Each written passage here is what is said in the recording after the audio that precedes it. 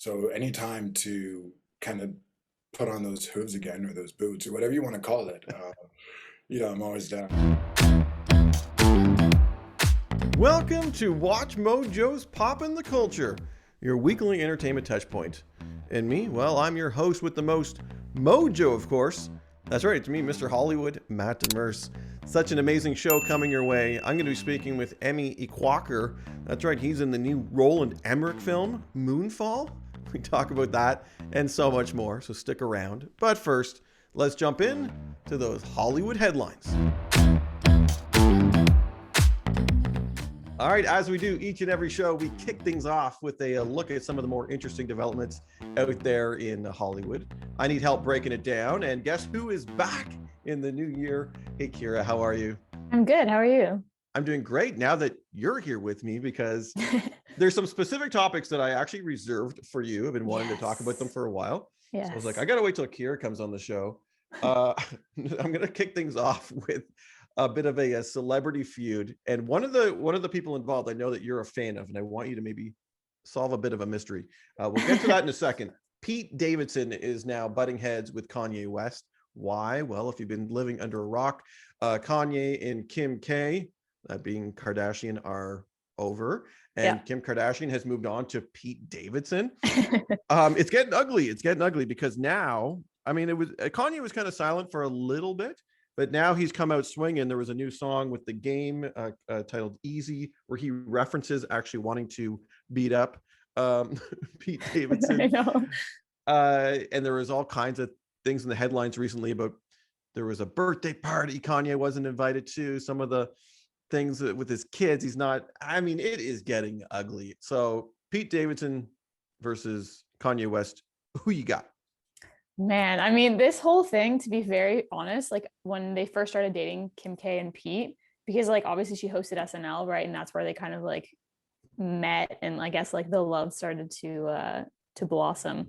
But like I was very convinced that it was a PR relationship for a long time because I was like, how like unimaginable for Pete Davidson to pull Kim Kardashian. Mm-hmm.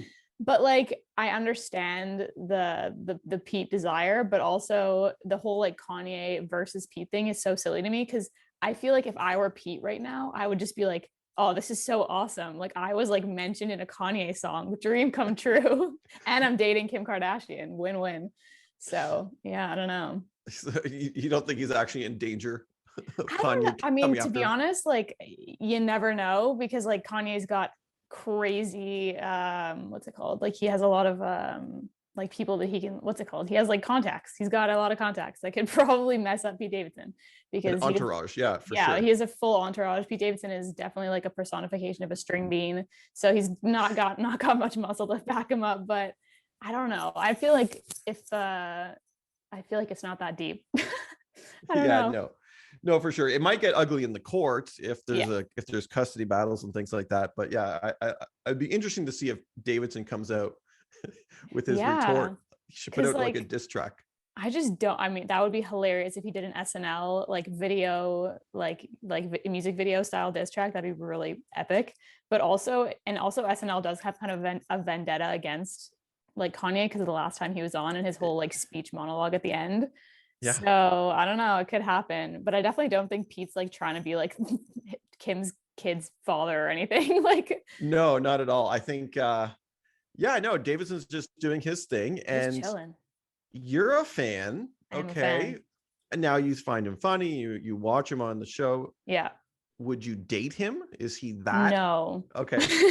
I mean, objectively, I would not date Pete Davidson, just based on his track record. But no, I think like for me, the Pete thing is that like he's just like such a like astounding comedian to me. Like he's just really great, and he writes good material for SNL, and he started so young, so it's just like that kind of fangirl. But I have some people in my life who are like ride or die. Like I would date Pete Davidson. He's like a very attractive man.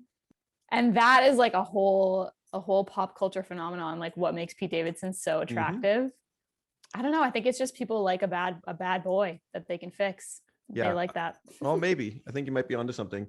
His movie, for those that don't like Pete Davidson or don't really gonna get it, watch his movie, The King of Staten Island. Mm-hmm. That for me, because I saw him on SNL and I knew a little bit of his stand-up, Yeah. And I liked him. I thought he was entertaining. But once I saw that movie, and it's kind of slightly based on his life, I'm like, oh, now I get Pete Davidson, and he was great in it, by the way. So yeah, he was really great. Also great like cameos in that movie. A lot of like comedians just popped in. Yeah. So good movie all around. Awesome. Yeah, and I think it may have went under the radar because it was supposed to be theatrical, and then with the pandemic. So if you haven't seen it, definitely watch it. But yeah, I'm gonna keep my eye on this Kanye Pete Davidson feud. I love it.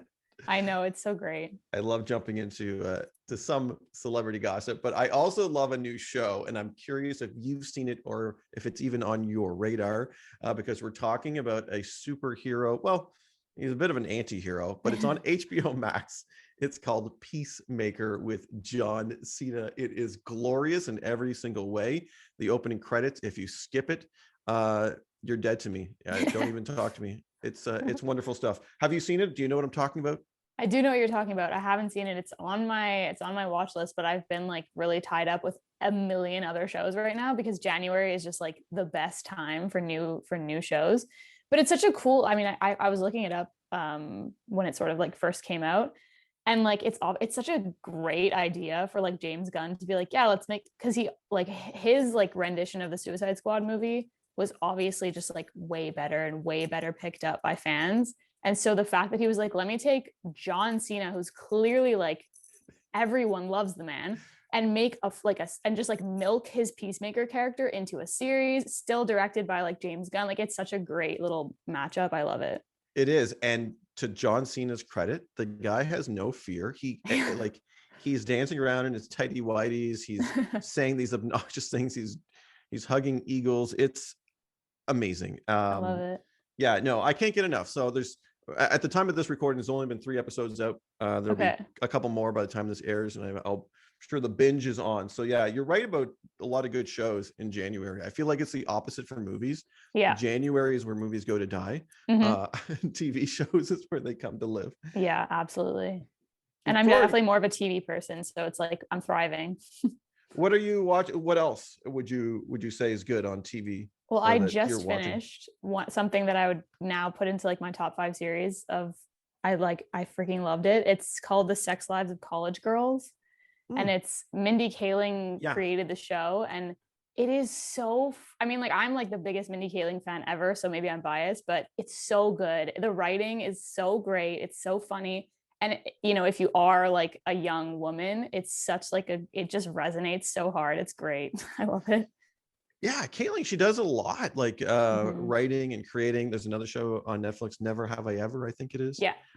Where she's behind it. But yeah, she's clearly very talented. So Mindy Kaling, it's super great. Fans. All right, something's coming up, a little holiday. Some people might have circled on their calendar, whether they're in a relationship or maybe not. It's called Valentine's Day, and one of the things that people like to do is watch a movie, cuddle up. Maybe it's with your significant other. Maybe it's just with your cat. I don't know. Kira, is there a Valentine's Day movie?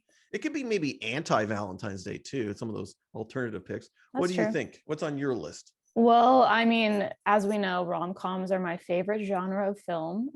You know, most people would say the opposite, but I am a tried and true rom-com fan. So anytime that I get to an excuse to watch rom-coms is a great holiday for me. Tis the season for rom-coms. Tis the season. Rom-coms and chocolate, I see no flaws. But there are like you know, for me, it's like hard to pick one movie that's like a Valentine's Day movie because like rom-coms is just like what I always watch.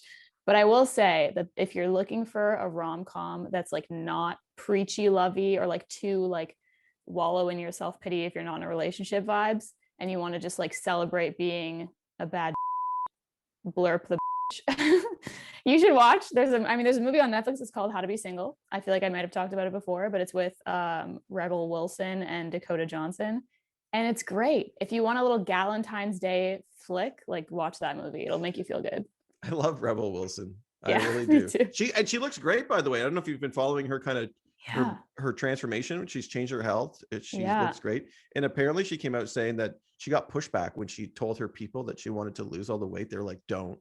Oh yeah, because that's like your Yeah. Oh man, that's your typecast. Wow. How is that still happening in Hollywood right now? I know. I also feel like she's done some weird stuff recently in the media. Like she has like some ominous like posts that she's put out. But like, never mind that. Watch the movie for Valentine's Day. That's her. Okay, I got one. I want your pick on this because I feel like this one's good for the guys and the girls. Okay. I don't know if I would call this a romantic comedy, but it's Jerry Maguire. Right. Yeah. Right? Because you got because it's Tom Cruise, obviously. You got the dudes for Tom Cruise. Show me the money. No, the dudes is all about the football. He's a sports agent. So you got that whole football. You got Cuba Gooding Jr. No, it's such an inspirational sports film. It is. But on the flip side, right? You've got the romance. You had me at hello. Mm-hmm. You had me with Renee Zellweger. Yeah, that's like a scene that they like did a parody of in Shark Tale. I mean, they've done it in a million places, but it's great that it comes. And like Renee Zellweger was in Shark Tale, and she played like one of the fish. And then Oscar like says, "You had me at hello," and then her like the camera pans to her fish, being like, and it's a good little Easter egg. Now you know. Amazing. That is amazing. But yeah, no, Jerry Maguire is my pick for the guys and the girls. There you go. Pick. It's a good pick. It's fine. It's fine. It's good stuff. All right, Kara. Well, thanks for giving me your prediction or pick, I should say. If anyone out there has any Valentine's Day recommendations, I encourage you to drop it in the comments. Kira, do not go anywhere. Me and you, it's time to go beyond the list. All right, Kira, it is time to go beyond the list. What does that mean? Well, we pluck out an old top 10 list from the vast archives of Watch Mojo. This week, we didn't go too far. It's a fairly recent list. I do recommend you check it out, but it does have to do with one of my favorite shows and ties into the old Pete Davidson discussion we had a little bit earlier, that being Saturday Night Live. The category today, the most memorable, iconic moments of Saturday Night Live. That's right. It is top 10 SNL moments of the century so far. So this century, 21st century, so far. Are you still watching? Because I know you watch for the most part, right? Yeah, I do. I watch it every week unless I fall asleep. But what I do, and this is like, you know, don't tell Lauren, but I basically watch until Weekend Update, because Weekend Update's my favorite part. So I watch until then, and then if I fall asleep, I fall asleep. But at least I've seen what I was there for. And the opening monologue too. I usually like. Yeah, that. Opening monologue's great. Anything after Weekend Update's kind of hit or miss. I feel like that's like where they put the weird. Yeah. I don't know what word I want to use. Like the experimental sketches. Thank you. Experimental. So sometimes they work and sometimes you're just like, what? How did this make air? But sometimes they're great. Yeah. All right. So these are, and I'm like you, by the way. I never miss it. I always watch it. I've been watching it for years. So these are these are going to be recent and of this century. Yeah. So and it really sounds like it's like, oh, the century, like it's got to be, and then you're like, okay, it's from 2000. It's really not that long ago. Exactly. Okay. So number 10, we got to do, it's Watch Mojo kicks things off with a little bit of politics. Mm-hmm. Spoiler alert, Trump's not on the list, but you know who is? Melissa McCarthy as Sean Spicer. And I'm not going to disagree with me neither. That making the list over Trump, because how great was that? She won an Emmy for that, by the way. I know, as she should. That's the best political, I would say like caricature more, because it's definitely like a super like hilariously parodied version of Sean Spicer, but it was so good. Yeah, and like the thing is too, so she came out, like, was a surprise appearance, obviously. It wasn't advertised. And she was not only good at like imitating the way he talks and like, because he was at the time angry and questioning the media. Angry, but then she like pushed it even further with her desk. Remember, she was like moving her desk around. So and funny. The gum, like she like poured gum into her mouth. No, she's so great. That was great. No disagreement there. Watch Mojo. Number 9, we're going to move on to something called Haunted Elevator featuring David S. Pumpkins. Okay, I get it. This was something that was just kind of silly at the time, but like stuck so hard. Yeah. And I think maybe even did they make like an animated thing for it at one point? Potentially. It definitely got like it reached meme status for sure. Oh yeah. And like Tom Hanks. Yeah, like it was the Tom Hanks episode, and I like watched that episode live, and I remember being like, this is really weird and funny, but not thinking much of it. And then like years down the line, when I started working at Watch Mojo, I like rediscovered David S. Pumpkins as a character. And I was like, was that from that sketch, or was that like the second, like, was that like a recurring character? And like, no, it's literally just that sketch. Yeah. So it's so funny that it like became such a huge thing, specifically for our audience. Like our audience loves David S. Pumpkins, which I also do. So. And that's what I'm saying. Something so silly that was just like hilarious too. But like his outfit, like that blazer combo with the pumpkins, like you can buy, that's like a popular Halloween costume. Yeah. Something so generic. Definitely iconic. What was his catchphrase? Any questions? Yeah. So many questions. Okay, so that's great. Number 8. Okay, this is interesting. So obviously we're not ranking like the sketches. No. We're ranking moments. And one of the interesting moments happened in a monologue where Kristen Stewart dropped the old F-bomb. This was by the way, her appearance on SNL, when this happened, kind of opened my eyes to what Kristen Stewart was, maybe more than just Twilight, right? Yeah. She was clearly having fun. She'd recently come out. She took shots at Trump, which was great. Yeah. And then she dropped the F-bomb on Definitely. She was like entering her edgy era, or potentially like in the peak of it. And it was so, I like forgot that happened until I watched this video. And I was like, this is hilarious, because obviously it's like a big deal. And the way that she like immediately like was remorseful, and she was like, oh God, and then tried to like play it off. It was so awkward in like the Who was best she with? way. Kate McKinnon was beside her, right? And they were like hugging her, like, don't worry. Yeah, Kate was like, it's all good. The beginning of the show. Oh yeah. Let the story off. Yeah. That must throw you off so much. Like imagine being a host on SNL. You're already so nervous. You have an entire show to do. And your last line of your monologue, you literally drop an F-bomb, and like you must just be like, this is gonna be a shit show. Yeah, well, wait till you get to the next entry about being a shit show, because Ashley Simpson was just that. At number 7 is Ashley Simpson getting caught lip syncing. I remember this 2004. We're going back quite a bit, actually. Jude Law was the host. He introduced her and her musical group, and then they play the wrong song. And what does she do? She just kind of looks around, does a tap dance, and leaves the stage. Yeah. Wow. Yeah, Lauren was pissed. Her vocals came on, and then we're like, I'm sorry, I was gonna say she's one of the musical guests that's been banned from SNL, actually. And she did what was maybe more bothersome is she didn't own it. She came up with all these excuses saying, oh, I had, what was it, acid reflux or something, heartburn. That was a real excuse that her team came up with. She had to lip sync because of this acid reflux. So I feel like she just owned it. Yeah, me too. Especially because like Ashley Simpson was a badass. Like Ashley Simpson had like a like 2000s punk phase that like people loved. Yeah. And like she's very nostalgic to some in some parts of like her music. I find it very nostalgic, and sometimes I'm like, yeah, like what a great song. But then I'm like, why would she do that? Yeah. I feel like she just own it. Okay, we all know it happens. You got caught. Have some fun with it. You're on Saturday Night Live. Come back the next week, do a joke about it. I don't know. Yeah, for sure. So yeah, that's an interesting moment. We're gonna go to something completely different at number 6. The Diner Lobster. Do you remember this? John Mulaney. So yeah, he's at a diner in the sketch, and he orders the lobster, and it turns into a full-blown musical. Yeah, I think it's like Les Mis. I'm pretty sure it was like a Les Mis parody. Yeah, no, that my sister was telling. We were talking about this list last night actually, and she was like, if that's not on it, I'm gonna be pissed. I was like, because we are both like huge John Mulaney fans, and like watching him sort of like host the show, and like, I mean, he was already a writer for so long, but then watching him be at like the forefront of the sketches and seeing like knowing, oh, he's written this and now he's performing it, and it just like makes sense because it's like such a him sketch. So I love that. I love it. It was so funny. It won an award from PETA for some reason. Yeah, that's so funny. Yeah, and Mulaney, he was behind all the Stefan stuff. Yeah, Weekend Update, and that was like my favorite. Yeah, me too. So great. He's got to come back and host. I know he's done it a bunch of times, but I know he's about to go on tour again too. Never fails. All right, so that's great. What do we got here?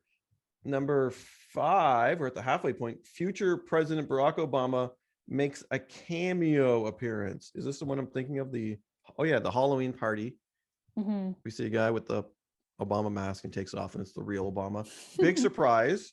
The studio goes nuts.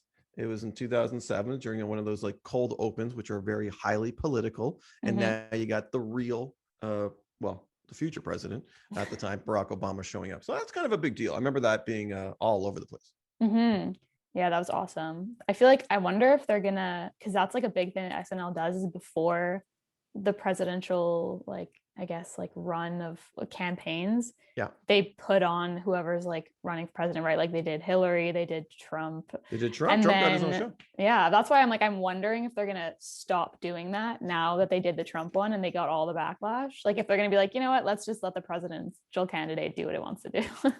That's the thing, eh? And I remember when Trump did it, the backlash was like, well, because of the stuff Trump was saying at the time, but also because it was like, well, you're not giving equal opportunity to the other candidates. Like they were like, you're humanizing Trump. Yeah. So awesome. Jimmy Fallon got in trouble for doing exactly the same thing on the Tonight Show. So yeah, I don't know if that'll stop, but Obama's was a big deal. So okay, number 5, it's an interesting place to put it.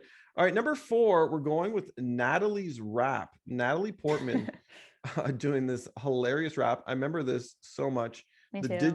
The digital short back in the day was the big. I waited for that digital short to come up because I was like, I knew it was gonna be great. That's Andy Samberg, and what's his group called? The Lonely Island. So great. But yeah, Natalie Portman surprised me too because she's like rapping, she's swearing. It was awesome. It was so great. It's like such a, like, I love when super serious actors or people that are like really, I don't know, she's really intelligent. She's like a serious, she takes herself very seriously. And then just to like completely out of left field start like rapping and being goofy is my favorite. I loved it. Yeah, it was great. Okay, I have no issues with that one. I do have an issue with number 3 because I think it should be another one from the Lonely Island. So number 3 is I'm on a Boat featuring T-Pain. Yes, endlessly. People sing that all the time. People still caption it in their Instagram posts when they're on a boat. We get it. I'm on a boat, still 2005, guys, was when this came out. Why not Dick in a Box? I was surprised too. I was surprised. And actually when I went and read the list, because I was like, we're definitely going to talk about this, but then I read the entry and they they referenced Dick in a Box. They referenced Dick in a Box, which is good. Thank you. Watch Mojo for at least. But yeah, I would have done it the other way. Yeah, but I kind of I think it's because like I'm on a boat. I think, well, first of all, it was before Dick in a Box, so it was just like I'm on a boat was the first one that went like viral. Like T-Pain was in it. Like it was like that was like when Lonely Island was like hugely viral, and that was like maybe one of the first like viral like videos from SNL ever, which is, I mean, like, because obviously other stuff didn't reach viral status, it just reached like cult fandom status. Yeah. So this is when like the world was like, yo, this is freaking funny, and like I think maybe that's why it was the entry. Yeah, and so Watch Mojo highlights too that it was it actually reached number 1 in the US iTunes charts as an actual song, which is great, and it got Grammy nominated. So yeah, I think it did pretty good for a SNL sketch. Yeah, but it's number 3 on the list. It's that was number 3. Yeah. Okay, we'll see what's before it. We'll see. Number 2. Okay, well, here we go. Weekend update. Stefan's farewell in particular. Here, any Stefan I would have been happy with. Yeah, I do remember his farewell. Yeah, when he and Seth get married. Yeah, well, that would have even been like my number 1 because that's like the most memorable character from SNL. Yeah, that people just love so much. Yeah, so yeah, he storms off. Weekend update at the time. He was angry and he was going to go marry Anderson Cooper, and then Seth swooped in. So great. All right, honorable mentions before we get to that number 1 pick here. Let's take a look and see what we got here. On the couch. Oh, what is this one about? I think it's a digital short as well. Oh, you're right. I'm not mistaken. Yes, it is.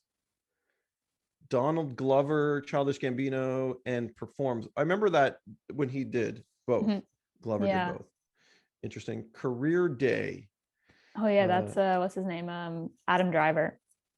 That's when he like with the bird. With the bird. Yeah. Oh my God. Adam Driver. So great. So great. I feel like Adam Driver could have been heavily on this list, like because of the Undercover Boss too. Like that was quite with good. the Star Wars parody. Yeah. Yeah. He's great. He And is so good. He's so great at comedy because he's able to like just get into these characters and like commit. Yeah. It's just so great. What else is on this list? We've got Brad Pitt plays Dr. Fauci. Oh yes, of course. Oh yeah. Big surprise. He should have came back. One time wasn't enough. Yeah. And Jim Carrey was Biden for a little bit, and no, he's not. Now he was like, I don't want to do this anymore. But the new guy, and I feel bad saying the new guy. I should really learn his name. But he's such a great impression. He can do great impressions. It's cool though that like imagine like because your new cast members don't really get much screen time usually. He gets so much. So now he's gonna have so much because he's doing essentially every cold open. That's like such a awesome steal for him to be like the point man for Biden. That's like really dope. Happy for him. No, and he's great at. He's like a master impressionist. So great. All right, number one. Could it be anything else other than? And I was surprised that this was actually happened in the 21st century, but it did make the cutoff. I'm talking about more cowbell. More cowbell. I know. Will Ferrell. There you go. I was surprised it made the cutoff as well. Yeah, I was thinking like, oh, that 90s.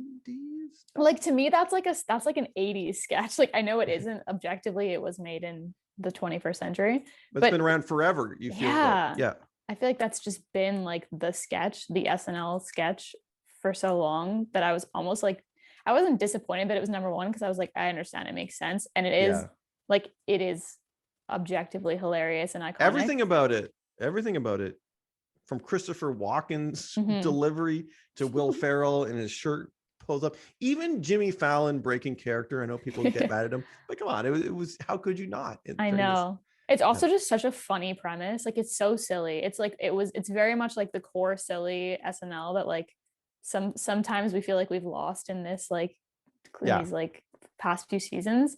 It's like the Will Ferrell comedy. It's quite silly. I love it. Anytime you put on a Will Ferrell SNL sketch, I'm watching it. Yeah. So great. Well, speaking of great, how great was it to have you here, Kira? Thank you so much thank you. for helping me pop the culture and break down some of those top SNL moments. And of course, we want to know your picks as well. Did Watch Mojo get it right or wrong? Drop it in the comments. All right, Kira, it is now time for us to take a trip to our Mojo Chat of the week. All right, my guest today, you might recognize him from many, many projects, and he's got a few really exciting ones on the go. Hey, Eme, how are you doing today? Yeah, I'm doing well. How are you doing, man? I'm doing great. Now that I'm talking to you, listen, I got to kick this off the bat with a movie that's coming our way called Moonfall. That's right, Moonfall. I want you to explain it to me. How it sounds, yeah. Well, because I saw the trailer and I'm like, I am in. Right? Yeah. It's about, explain to people that don't know what this is about.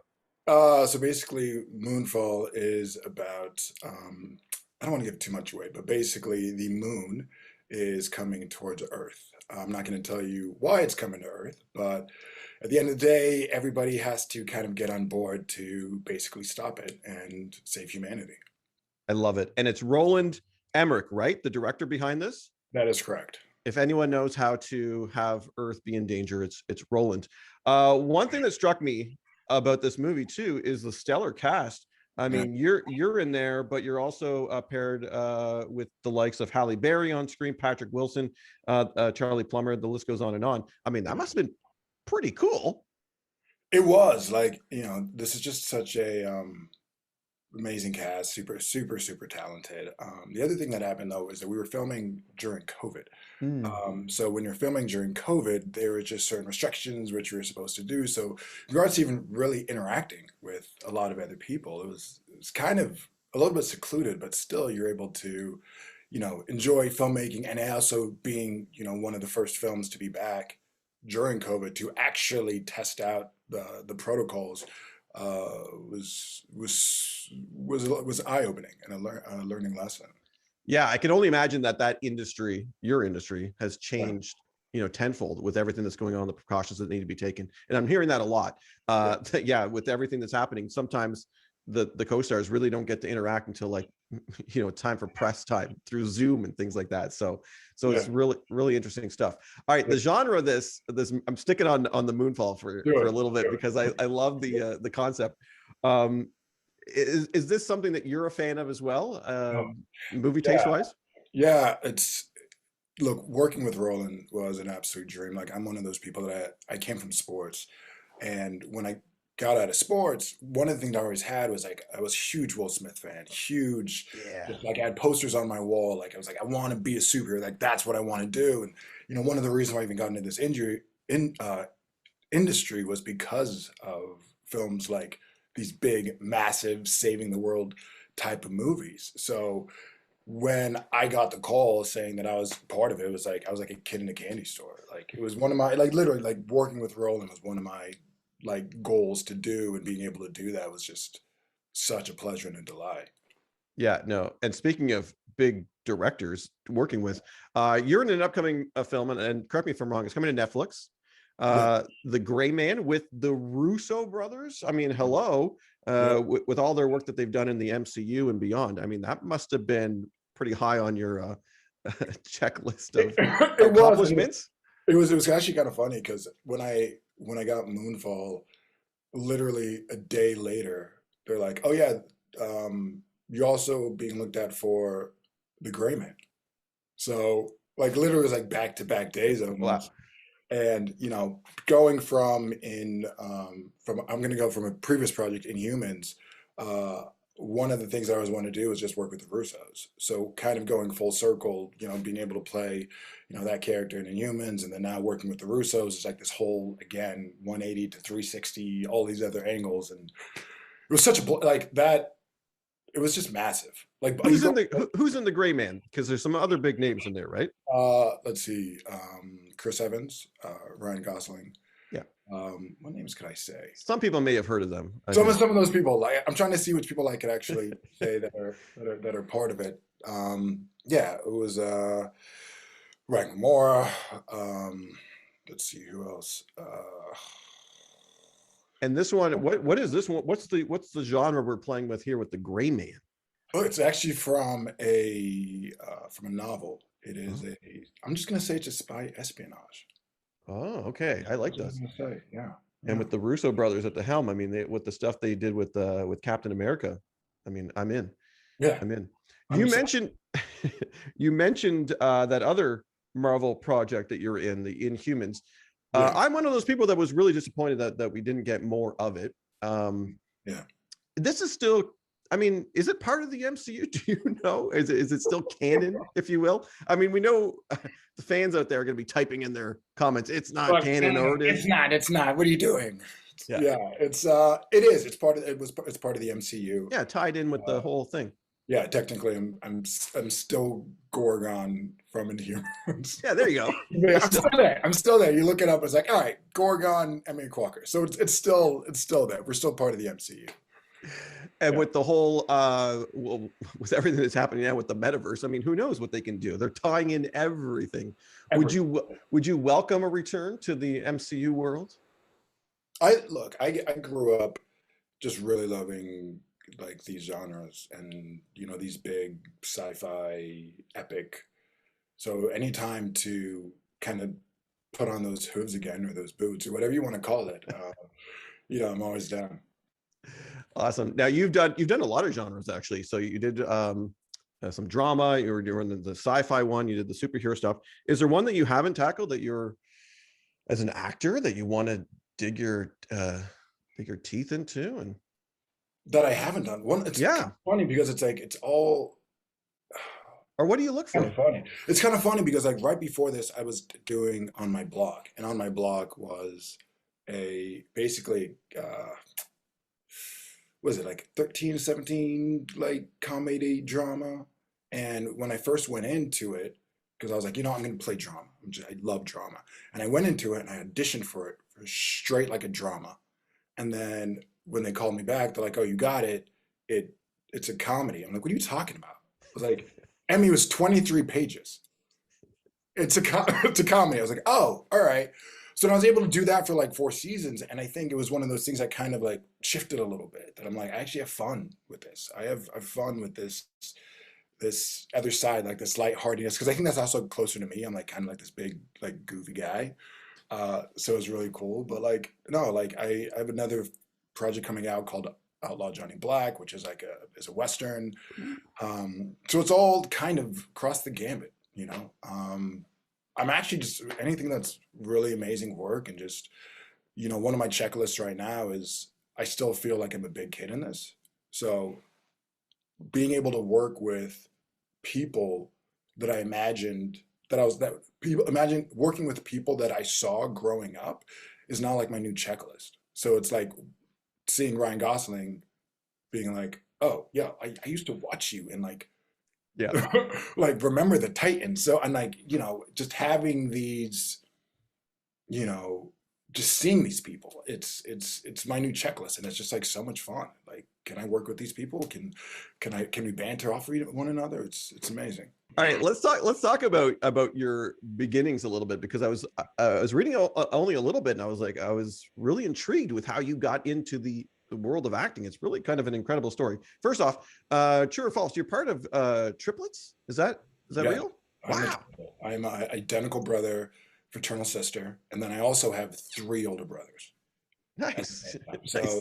the way that worked was my mom had 3 older brothers, or I 3 boys, right? Yes. And she only wanted a girl.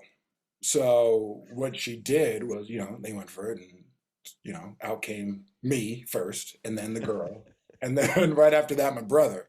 So right away, we had newborns, a 3-year-old, a 4-year-old, and a 7-year-old. And I got to tell you right now that we were the devil. I was an awful kid, absolutely awful. And so I think starting just with those communications, you kind of start playing, because I started realizing that like when you're a triplet, you think that you're speaking English to one another. You know, I'm speaking and I'm like da da da blah, blah, and it's all baby talk, right? Yeah. But we're laughing, and everyone else around is like, we have no idea what they're saying. So the only people that you're really getting advice from are people that are your same age. So my brother and my sister, who are my triplets, had a combined age of 4 years old of life experience. So at 2 years old, we ran away from the house. and when we ran away, we thought we were going so far, like on this like epic journey, but we just went behind our house. And then the next thing I see is this cop car pull up. My brother hooks out, and he's like, "Get in the car." And we're like, "All right." So first time in a cop car was at 2 years old. Wow. They go to my parents' house, and my mom and the cops knock on my parents' door, and they're just like, "Do you know what your kids are?" And my mom's like, "Yeah, they're downstairs." And then the cop's like, "Are you sure?" And then she just sees 3 little baby heads pop up in the back of a cop car, and she's like, "Actually, they're right there." So you know, you have that elements of like playing your entire time, and you know, I think that just transitioned, and ended up being in a lot of different acting things without realizing that I was actually acting. Like for example, like in the 6th grade, they had a audition for a host for a talent show, Ah. and I remember saying to somebody, I'm like, "What's a host?"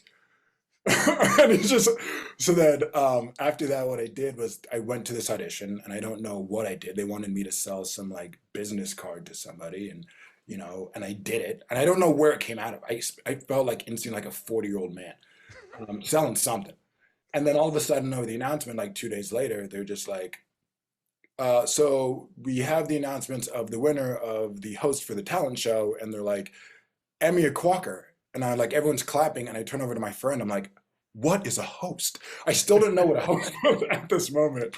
And so then I do the talent show as a host, but right before it, which was kind of crazy, was I had this. Do you remember like back in the day when people like used to slice their eyes, kind of like a design? Oh yeah. I still see it. Yeah. So Yeah. I was in the bathroom one day, and I have a razor, and I'm just like, I make a slit here. And I'm like, oh, that's weird. So then I make another slit, and I make another slit, completely slid, and then I shave off the entire thing, right? So I have no eyebrow here. Then my brother comes in and he's like, well, that's odd. So you shouldn't just have this. You might as well shave the other one. So I shaved the other one. Mm-hmm. And after that, it's like, wait, you can't just have two shaved eyebrows and not have, and still have hair. So we bicked my hair at the exact same time.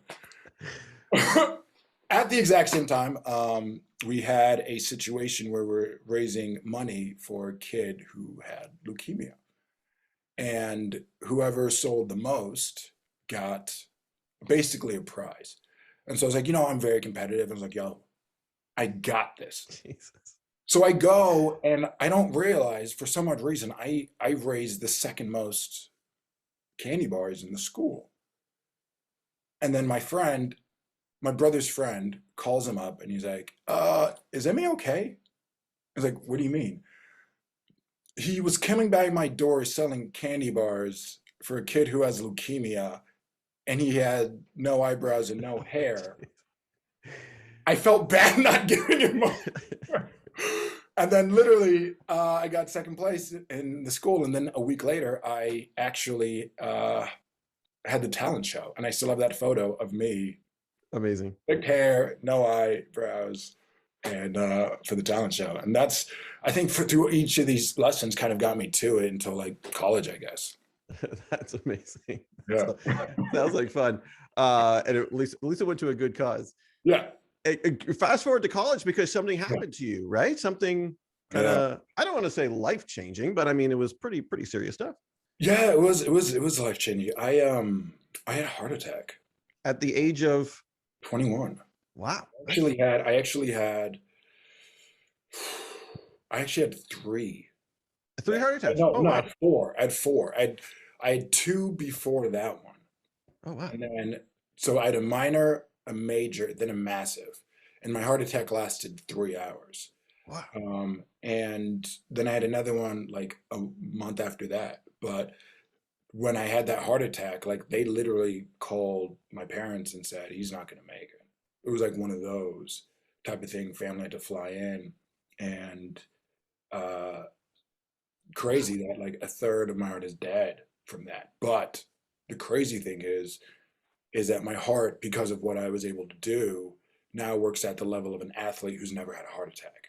Wow. Because it's like, so at the same time, I could say it was, of course, it's a crazy thing that happened, but it was also the greatest blessing because it had me be in so much control over my body, where I know when like the slightest thing is off, and I know how to, like, if I need to gain 30 pounds and lose 30 pounds in like very short amount of time. So it's actually kind of the greatest blessing of all. It's kind of insane. Yeah, I hear that a lot too from people that have these really intense situations happen to them health-wise, and they say that it changed. It could be the worst thing that could have happened, but also slashed the best thing. And it sounds like that's a similar case with you.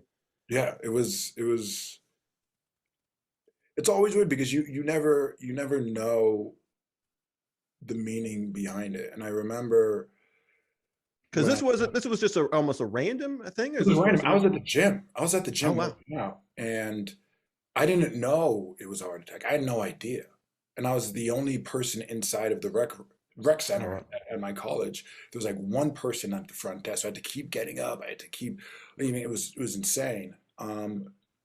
But it's one of those things that it was kind of full circle, because I remember when I had my next heart attack, it was about a month later.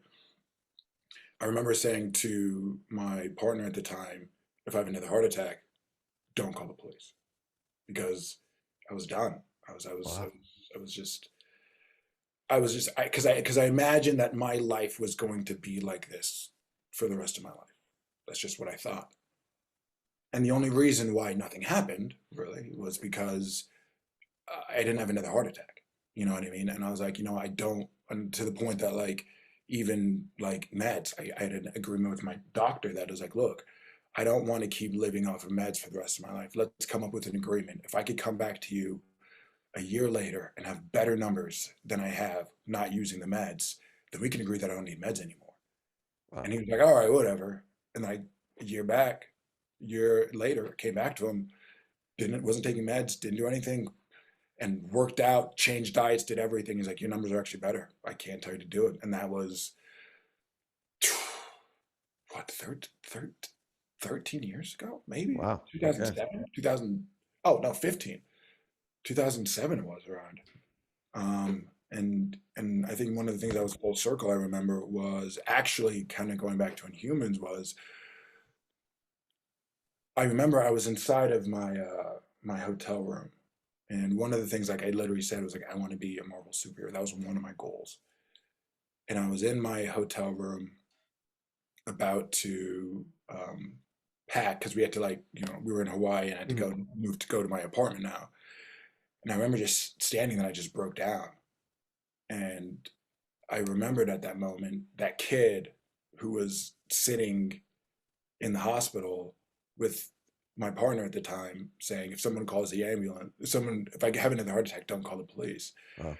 And I was just like, whoa, because I never would have imagined this is what my life was going to be 15 years later. So I always tell people, like, if anything's going on in your life, like just go another day, because you have no idea what dream that you've set up in your mind that you could, accomplish later down the road. Yeah, no, and that's fantastic. Fantastic advice, and we're all happy that things worked out for you. We're happy to see you on our screens. Yeah. And Eme, I'm really excited to see you in these upcoming projects, and I want to thank you for your time today. Really appreciate it. Absolutely. Thank you so much for just speaking with me, man. All right. Well, thanks so much for helping me, Mr. Hollywood, pop the culture. All right. Well, that's going to do it for another episode, everybody. My thanks, of course, to Kira for joining in on all the fun. And hey, thanks to Eme for all the amazing stories. What a great guy. And hey, thank you for watching and listening. Until next time, I've been Mr. Hollywood, poppin' the culture.